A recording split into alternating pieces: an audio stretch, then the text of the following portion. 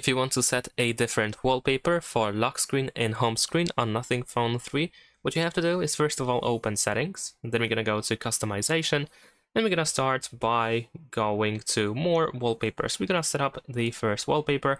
Let's say I'm just going to choose this wallpaper that I have over here. Of course, we can change the zoom and change the position of the wallpaper and so on and so forth.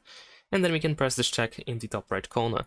What we have to do now is simply uncheck the lock screen or home screen, depending where we want to set this wallpaper. So let's say I'm gonna uncheck the lock screen.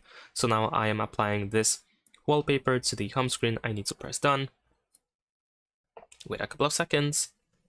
And of course, the wallpaper will be changed for the home screen, but not for the lock screen. If you want to change it for the lock screen, then of course, once again, we can go to Wallpapers and apply the other wallpaper that we wish to use. In this case, I need to uncheck the home screen, of course, leave the lock screen option enabled, press done in the top right corner.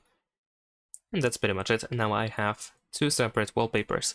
Thanks for watching, leave a like and subscribe.